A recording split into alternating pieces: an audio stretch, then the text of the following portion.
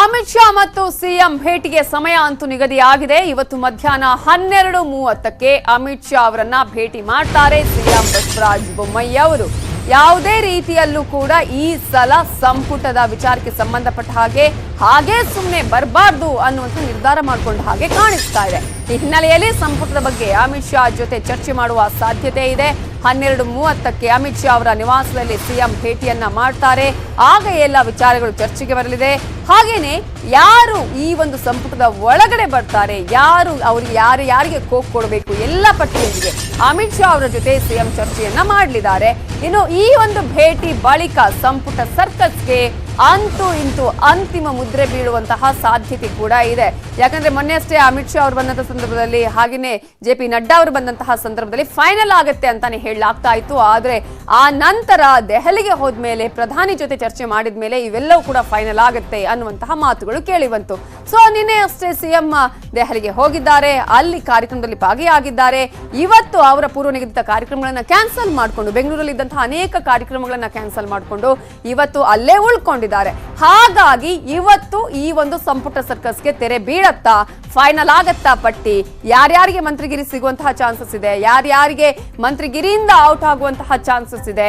ಈಗಾದ್ರೆ ಸಾಕಷ್ಟು ದೊಡ್ಡ ಮಟ್ಟದ ಲಾಬಿ ಕೂಡ ನಡೀತಾ ಇದೆ, ಸಾಕಷ್ಟು ಸಚಿವ ಆಕಾಂಕ್ಷಿಗಳು ಇದ್ದಾರೆ, ಒಂದಷ್ಟು ಚಾಲೆಂಜಸ್ ಕೂಡ ಇದೆ ಸಿಎಂ ಬಸವರಾಜ ಬೊಮ್ಮಾಯಿ ಅವರಿಗೆ. ಇವೆಲ್ಲವನ್ನ ಮೆಟ್ಟಿ ನಿಲ್ಬೇಕಾದಂತಹ ಅನಿವಾರ್ಯ ಪರಿಸ್ಥಿತಿಯಲ್ಲಿ ಈಗ ಸಿಎಂ ಇದ್ದಾರೆ. ಸೊ ಇಂತಹ ಸಂದರ್ಭದಲ್ಲಿ ಈಗ ಕ್ಯಾಬಿನೆಟ್ ನ ವಿಸ್ತರಣೆ ಆಗತ್ತಾ, ಪುನಾರಚನೆ ಆಗತ್ತಾ, ಯಾರ್ಯಾರಿಗೆ ಯಾವ್ಯಾವ ಖಾತೆಗಳನ್ನ ಕೊಡುವಂತಹ ಸಾಧ್ಯತೆ ಇದೆ, ಯಾರ್ಯಾರನ್ನ ಸಂಪುಟದ ಒಳಗೆ ಸೇರಿಸಿಕೊಳ್ಳುವಂತಹ ಸಾಧ್ಯತೆ ಇದೆ, ಅಥವಾ ಯಾರ್ಯಾರಿಗೆ ಕೋಕ್ ಕೊಡುವ ಸಾಧ್ಯತೆ ಇದೆ, ಹೀಗೆ ಎಲ್ಲಾ ಲೆಕ್ಕಾಚಾರಗಳು ನಡೀತಾ ಇದೆ.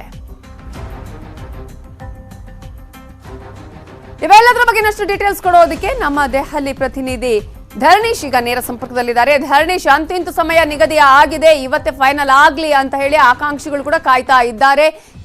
ಎಷ್ಟು ಹೊತ್ತಿಗೆ ಅಂದ್ರೆ 12:30ಕ್ಕೆ ಭೇಟಿ ಮಾಡ್ತಾರಾ, ಹೇಗೆ?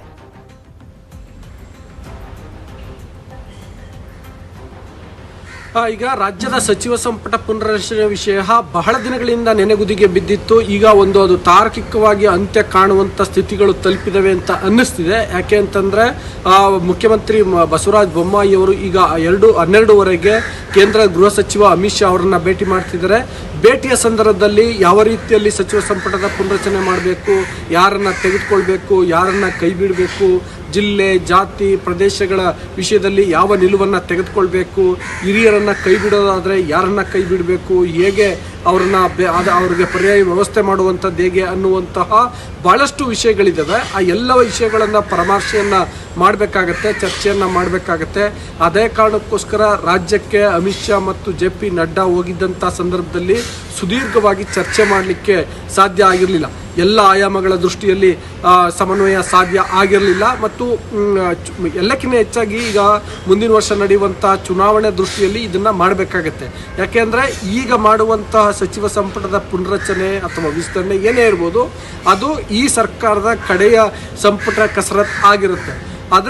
ಅದರಿಂದಾಗಿ ಈಗ ಏನೇ ಮಾಡಿದ್ರೂ ಕೂಡ ಅಳೆದು ತೂಗಿ ಎಲ್ಲ ಆಯಾಮಗಳಿಂದ ಯೋಚನೆ ಮಾಡಿ ಮಾಡಬೇಕಾಗತ್ತೆ.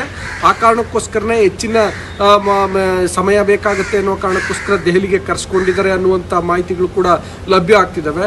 ಈಗ 12:30ವರೆಗೆ ಮೊದಲನೇದಾಗಿ ಅಮಿತ್ ಶಾ ಅವ್ರ ಜೊತೆ ಚರ್ಚೆಯನ್ನು ಮಾಡ್ತಾರೆ. ಆ ನಂತರದಲ್ಲಿ ಅವರು JP ನಡ್ಡಾ ಅವ್ರ ಜೊತೆ ಚರ್ಚೆ ಮಾಡಲಿಕ್ಕೂ ಕೂಡ ಸೂಚನೆ ನೀಡಬಹುದು. ಯಾಕೆಂದರೆ ಹಿಂದೆ ಈ ಥರದ ಪ್ರಕರಣಗಳು ಆಗಿದ್ದು ಏನಂದರೆ ಅವ್ರ ಜೊತೆ ಚರ್ಚೆ ಮಾಡಿದಂಥ ಸಂದರ್ಭದಲ್ಲಿ ಅಂತಿಮವಾಗಿ ನೀವು ನಡ್ಡಾ ಅವ್ರ ಜೊತೆ ಒಂದ್ಸಲಿ ಚರ್ಚೆ ಮಾಡಿ ಅಂತ ಹೇಳಿದ್ರು ಅಮಿತ್ ಶಾ. ಅದೇ ರೀತಿಯಲ್ಲಿ ಇವತ್ತು ಕೂಡ ಅಂದರೆ ಆಲ್ಮೋಸ್ಟ್ ಎಲ್ಲ ಆದರೂ ಪಕ್ಷದ ಅಧ್ಯಕ್ಷ ಆಗಿರುವ ಕಾರಣಕ್ಕೋಸ್ಕರ ಫಾರ್ಮಾಲಿಟೀಸ್ ದೃಷ್ಟಿಯಿಂದನೂ ಅಥವಾ ಕೆಲವೊಂದು ವಿಶೇಷ ಸೂಚನೆ ಸಲಹೆಗಳು ಇರ್ತವೆ.